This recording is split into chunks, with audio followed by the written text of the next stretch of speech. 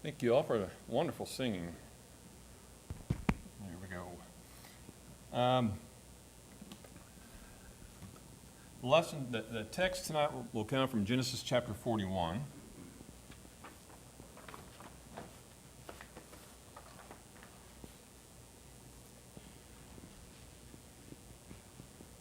Shouldn't be too hard to find. We've been over the last year or so in our teen class. We've been going over we've been going over the 10 steps through the Bible, and if you've taken any of the Faith Bible Institute classes, you know what those are. Brother Richard, what? No, I'm not going to ask you. There's 10 steps that walk you through the Bible, and each step is a time period. And I've taught that twice now. We've gone through that. I think we went through that through Patch or a long time ago, and we're going through it again with the teens. And I like it. Well, number one, it's just a way of telling some of those Bible stories as you walk through the Bible.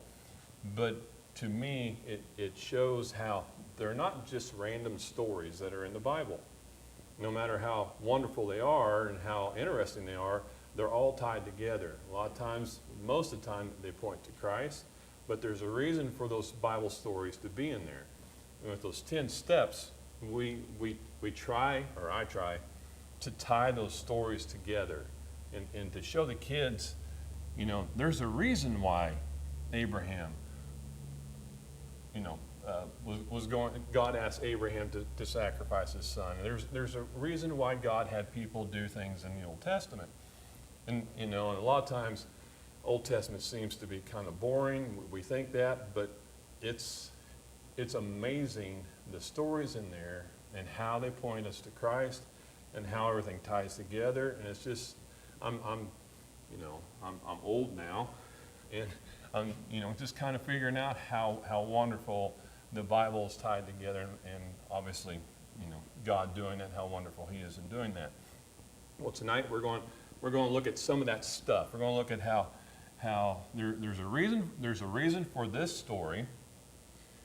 I'll read you the verses here. It's Genesis chapter 41, and it may not be the reason you think. We'll see if you do know the reason why. One of the reasons why this story is here. So I'll have you stay seated because we're going to read a few verses. It's Genesis chapter 41, 38 through 45. And Pharaoh said unto his servants, Can we find such a one as this is, a man in whom the Spirit of God is? And Pharaoh said unto Joseph, For as much as God hath showed thee all this, there is none so discreet and wise as thou art. Thou shalt be over my house, and according unto thy word shall all my people be ruled. Only in the throne will I be greater than thou. And Pharaoh said unto Joseph, See, I have set thee over all the land of Egypt. And Pharaoh took off his ring from his hand and put it on Joseph's hand, and arrayed him in a vesture of fine linen, and put a gold chain about his neck. And he made him to ride in the second chariot which he had, and they cried before him, Bow the knee, and he bowed the knee, and he made him ruler over all the land of Egypt. And Pharaoh said unto Joseph, I am Pharaoh, and without thee shall no man lift up his hand or foot in all the land of Egypt. And Pharaoh called Joseph's name Zaphnath-Paneah, and he gave him to wife Arsnath, the daughter of Potiphar, priest of On, and Joseph went out over all the land of Egypt. Let's pray.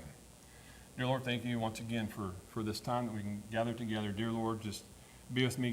Give me the words to say that you want me to say, dear Lord, and that these people will apply it to their hearts, and we'll look at the message and the reason for these wonderful stories, these wonderful adventures that you have in the Bible for us. Dear Lord, just thank you for your many blessings. In Jesus' name I pray. Amen. we just went through a series on Joseph. None of my kids are in here. For some reason, I called him. I couldn't get Joseph. It was Joshua. I called him Joshua almost like the first several lessons. I just had Joshua in my head. And they're like, Joseph! So if I call him Joshua, that's my bad. I probably will do that. But it's Joseph that we're talking about. So when we think about the story of Joseph, especially in Genesis chapter 41, what often comes to our mind is his ultimate triumph. He's been through a lot of trouble, thrown it. Well, he's been in a pit, and at this juncture in chapter 41, he's been in a pit. He's been with Potiphar. Potiphar. Then he was in a prison. Then he's in a palace, and now he's before the Pharaoh. And we see Joseph after years of suffering, and he's been elevated to a position of power and influence. And it feels like the grand finale, the payoff moment, is where his trials finally lead to this glorious reward. Joseph, the dreamer, now interprets Pharaoh's dreams, and as a result, he's given authority over all of Egypt. So let me ask, how many people in here have taught this story of Joseph to their kids? Come on, raise your hands. What's the moral to the story? God's in control. That's always right, though, isn't it? No matter that. A lot of times we tell them, no matter what the circumstances are, no matter how badly you've been treated, no matter all the stuff you go through, God is in control, and God will reward you. In the end, you will be rewarded, either in heaven or on earth, but, there will be a reward because God is in control. That's what we tell people, but, let's really look at his situation here, and let's see if that's the message that God is really giving us in chapter 41. Joseph has interpreted 3 pairs of dreams to get to this point. The first pair is Genesis chapter 37, where his own dreams, the dreams that foretold, his family bowed down before him. Obviously he told his brothers that, you're going to, these dreams I had, the stars bowed down before him, the corn stalks bowed down before me, you guys are going to bow down. That didn't go so well for Joseph. And then he tells his father, and that didn't go any better. So obviously they didn't like the dreams that God had given Joseph. Later in prison, there was another pair of dreams that the baker and the cupbearer, and that one ended marvelously. The cupbearer was able to serve Pharaoh again, and the other one not so much. He kind of lost his head in that ordeal. But it was that pair of dreams that eventually led to his release, though still 2 years later. So when he answered the dreams, when God gave him what the dreams meant, he asked him, hey, remember when you're in the palace, remember me so I can get out of prison. Well, 2 years later they remembered him, and he finally got out of prison. Now here in Genesis chapter 41, we have Pharaoh's dreams. 7 fat cows, 7 sick cows, 7 healthy ears of grain, and 7 sick ears. Pharaoh's dreams portrayed the 7 sick ears gobbling up the 7 healthy ears, and the 7 sick cows gobbling up the 7 healthy cows. Joseph looks at Pharaoh and says, there are going to be 7 years of plenty, followed by 7 years of famine. Store up during the years of plenty so that you have food to eat during the years of famine. And like I said before, we'll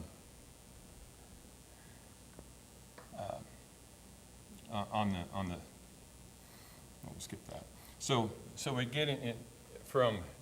get to Genesis chapter 41, and we say that this is the payoff moment in the verses we read a while ago, where Potiphar, or the Pharaoh, gives him his second chariot, gives him control of his whole palace. It says basically the only thing I'm in control is, when I'm on the throne, I'm the only one that's above you. So Joseph gets, he's the ruler. He's got everything he could ever ask for. But let's look at what he has, though. We think of this as for Joseph, he's gone through all this bad stuff. This is the payoff moment. This is the moment where God blesses. That's what we think.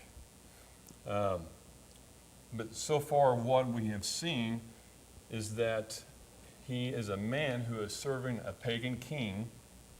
He has pagan wealth and all the accoutrements and that go along with being in power of a pagan culture.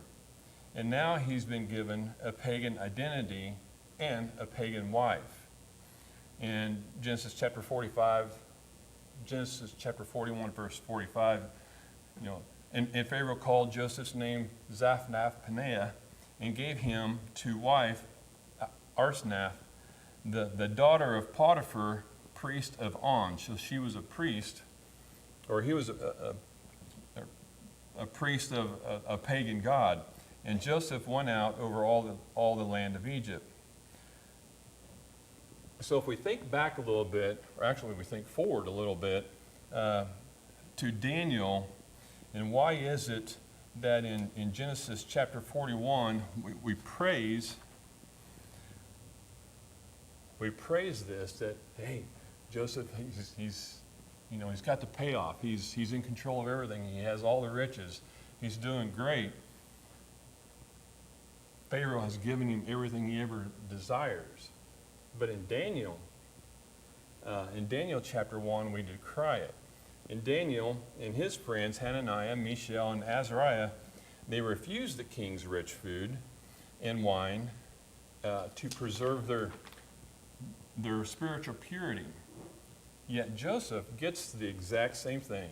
In fact, it's Joseph's story that would have given Daniel, Hananiah, Mishael, and Azariah the courage to continue on in Babylon. And of course, Hananiah, Mishael, and Azariah, who are those guys? Huh? Three Hebrew children, Shadrach, Meshach, and Abednego. Why are they called that? Those were the Egyptian names, the Babylonian names that they were given. Just like the Babylonian name or the Egyptian names that Joseph was given.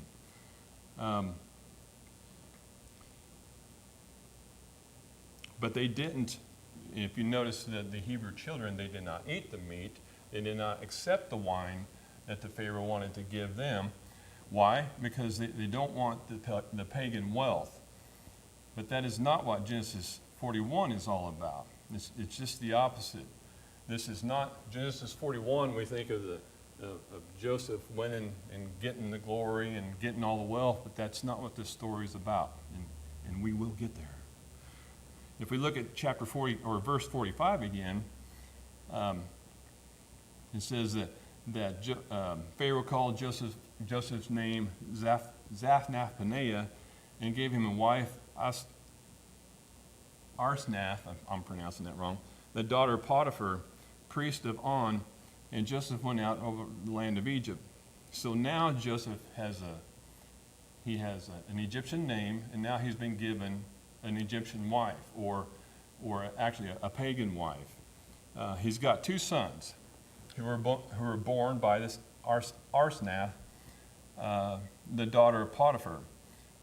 She's the priest of one of two of the most powerful pagan priesthoods in all of Egypt. She's the one who bore them to him. So this is the mother of his children.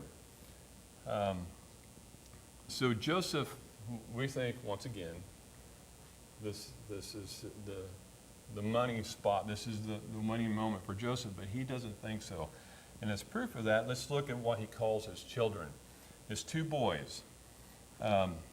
In Genesis chapter 41, verses 51 and 52, Joseph called the name of the firstborn Manasseh, for God said, "He hath made me forget my toil in all my father's house, And the name of the second called he Ephraim, for God hath caused me to be fruitful in the land of my affliction. So he gave his boys Hebrew names. There's three things to look at here. One, he gave his boys Hebrew names. He did not give them Egyptian names. He says to everyone who's paying attention, I do not consider myself an Egyptian. I'm a Hebrew. I'm a member of the covenant people of God. I am not one of these people. This is not my payoff moment. This is not as good as it gets. The name of the first boy, I've forgotten all my hardships in all my father's house. It means that I have forgotten all the hardships in my father's house that led me to this place. Simply, the name Manasseh means I let that stuff go. Is that something that we need to do sometimes, is let that stuff go? Let the bitterness go, let the worries go, let the bad things that happen to us, let that stuff go. So, Joseph, embrace Egypt. Egypt embraced you, and your family didn't. Joseph says, I let that stuff go. Joseph, embrace Egypt. Your brothers did not want you to bow. These people do. I let that stuff go.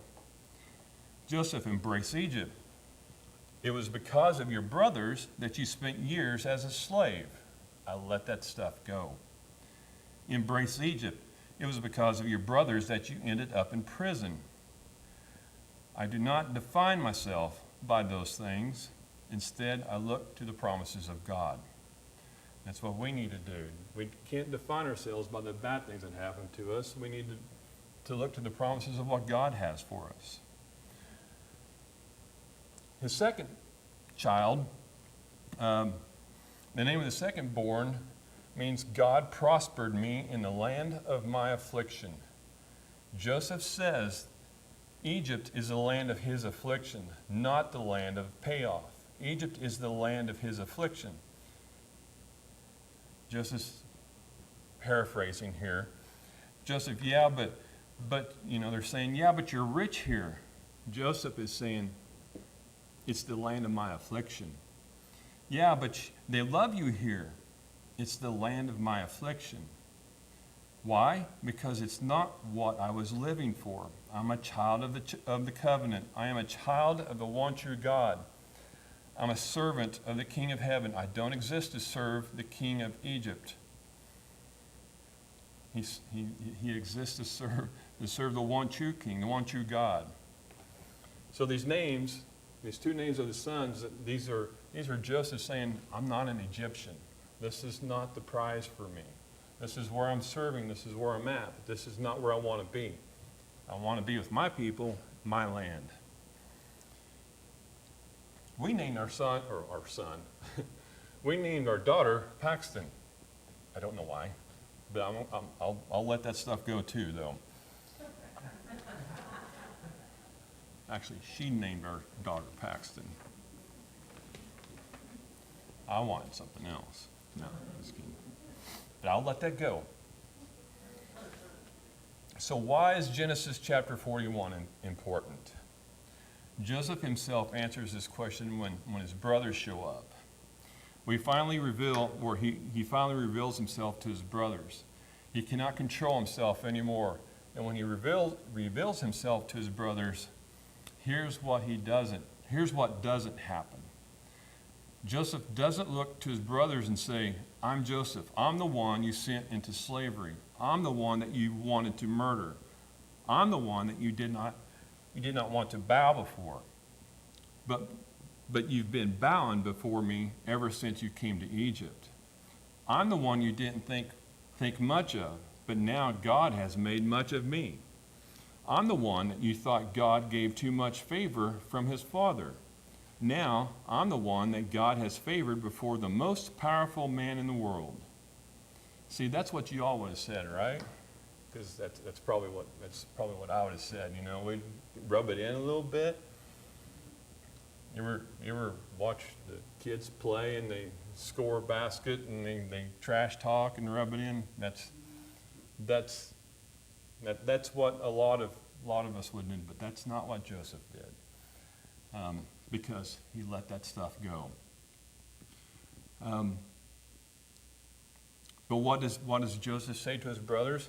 He says, I am your brother Joseph, whom he sold into slavery. And just when they could feel the noose around their necks, he says, do not be angry with yourselves, because God sent me here to save you.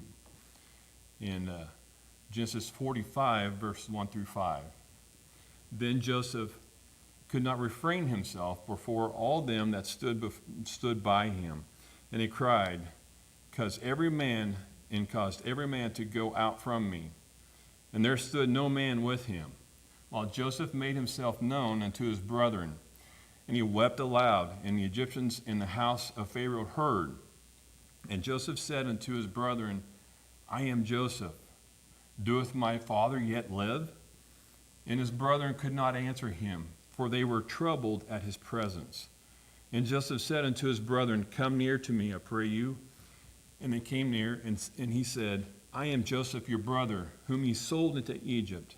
Now therefore be not grieved, nor angry with yourself, that ye sold me hither, for God did send me before you to preserve life. Joseph did not say, God sent me here to give me all things that Egypt had to offer. Joseph says, God sent me here because God is a rescuer. God sent me here to rescue you,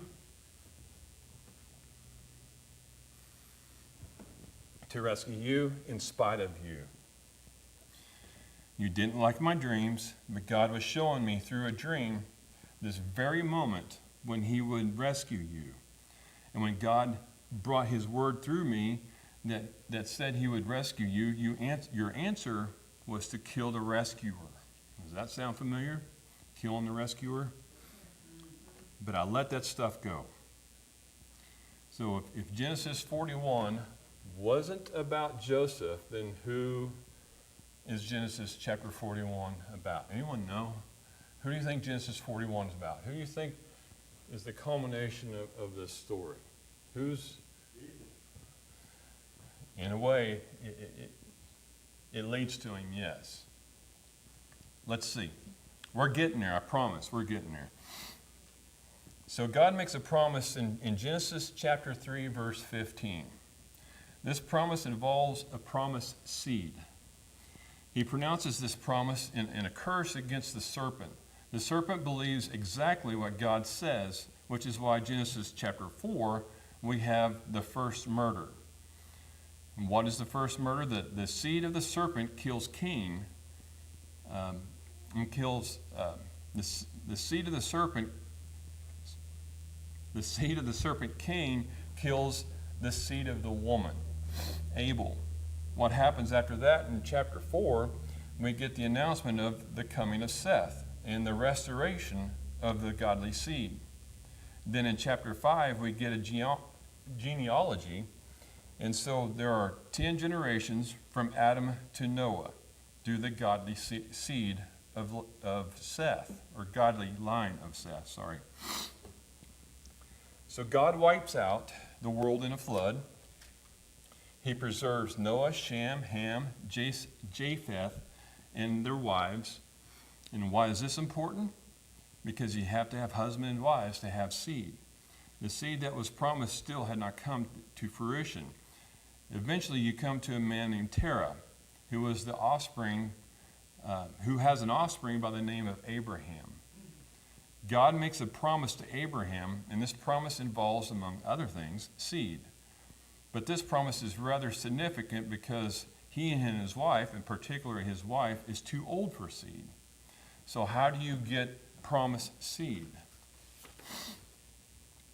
How do you get promised seed if the seed-bearing woman is too old for seed? The answer is God must intervene. And so Sarah eventually has Isaac. And then Isaac has twins. And which one is it going to be? Certainly it's going to be the older. No, this is not about birth order, it's about election. The older will serve the younger. So it's not Esau, it's Jacob. And Jacob goes forth, and if seed is going to come, certainly Jacob got to find a wife, has to find a wife. He goes to Laban, and he meets Laban's daughter and falls in love and thinks he's found the one. 7 years later, he works, and he gets married and wakes up to the other one, his sister, or her sister. The one whom he loves cannot bear children until way later in the story when she gives birth to the son named Joseph and the other one named Benjamin. And then she dies. So Joseph is loved above all the brothers because he was the beloved son of the beloved wife. But he's not the promised seed. The woman that Jacob didn't want, when her sister couldn't have children, she did. And she proceeded to give birth to Reuben, Simeon, Levi, the father of the priesthood, and Judah, and others. And as we come to this story, Genesis chapter 37, we are introduced to Joseph. In Genesis chapter 38, there seems to be a chapter that's out of place because now we read about Judah and Tamar, the worst moment in Judah's life. And this is where one of Judah's sons dies, and he tells his youngest who's too young to have seed, to when you get older to go into his dead brother's wife, so that line can continue. That's something they did back in those days. That didn't happen.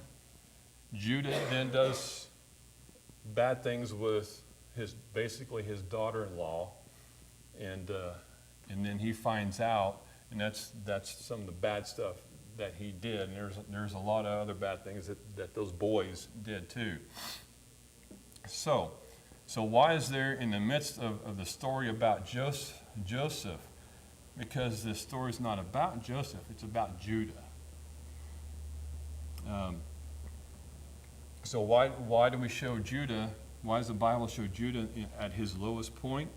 Because God has to redeem Judah for him to take his place as the head of the family, to be identified as the promised seed, because of the work of God. And so God redeems Judah in a moment. In what moment does God redeem Judah? It's when Judah says to his father, "Jacob sent me with a boy Benjamin. I know you love him, and anything that happens to him, I will be his substitute." So they had the famine. The boys, the 12, actually 10 of the boys go to Egypt to get food, and they come back, and then they run out of food again. Dad, Jacob, says, "You need to go get some more food." And they know that they have to take Benjamin with them because Joseph says, "When you come back, bring Benjamin." Jacob doesn't want Benjamin to go. So Judah says, "Let's go. Let me take him. I will be, if anything happens to him, it's my fault. I will take responsibility in my life for his." You know what Reuben's response to that was? Reuben had a suggestion too. Reuben says, "If anything happens, you can have my kids." He doesn't say take me. He says you can have my kids, but leave me alone. Judah says, "I will be the substitute." And this is Genesis chapter 43, verse 8. And Judah said unto Israel his father, "Send the lad with me, and we will arise and go, that they may live and not die, both we and thou, and also our little ones. And I will be surety for him. For my hand shalt thou require him. If I bring him not unto thee, and set him before thee, then let me bear the blame forever." So finally, Judah is stepping up and taking responsibility for the family, and he's acting as a substitute. Judah goes on to have a son. It's a great-great-great-great-grandson. His name is David. He walks down into a valley where there's been a giant who's made this proposition. Girls, what's this giant's name? Do you know? What's a giant you know in the Bible? What? Bella. Yeah. So David goes into this valley and fights Goliath. Now I lost my place.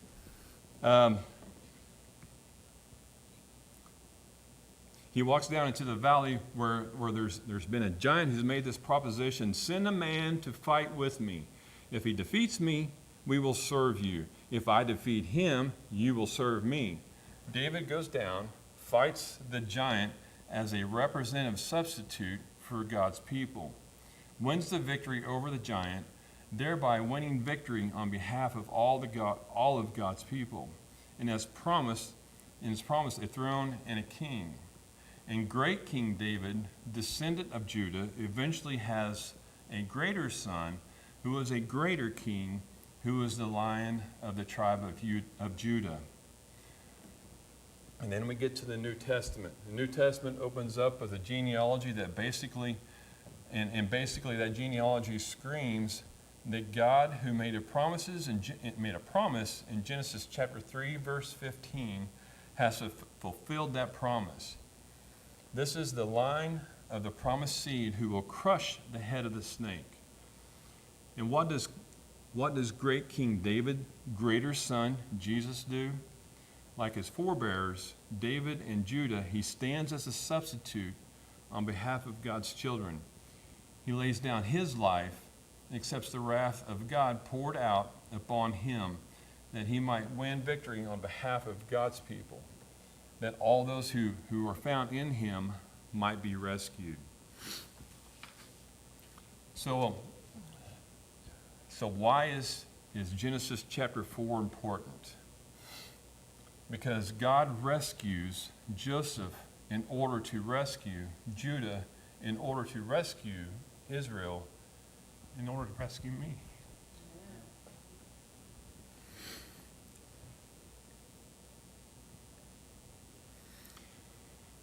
It's not about material wealth. It's not about that winning moment. It's not about him being the ruler of Egypt. It's about rescue. This is about rescue and redemption. This is about God and his providence orchestrating all of history in order to bring about that which we need more than anything, and that is to be rescued. So first, Adam ate, and we all die because of him. And then the last Adam died, and as a result, we should all feast with him. Chapter 41 isn't about Joseph. It's about God's redemption plan to rescue you and me. So I just think this paints a beautiful picture of God orchestrating history. I talked about how when Drew up here, when he preaches, he talks about history, and as the older you get, you kind of figure out there's a lot of things that happen in history, and it happens for a reason. It all plays a part, and the Bible is an awesome picture of that, because everything in the Old Testament, it's connected to everything moving forward. And if it wasn't, we like to think of Israel being, the chosen people and the people of promise, and they're so lucky, but they had to go through a lot of turmoil, and everyone hated them because of God, but God used them, and we might remember that today, is that if it wasn't for them and how they played a role to bring us Jesus, and everything that they had to go through, and how God would manipulate and use the people of Israel to bring us Jesus, to bring us that rescue. We need that rescuer. Brother Jim, if you want. Let's have a time.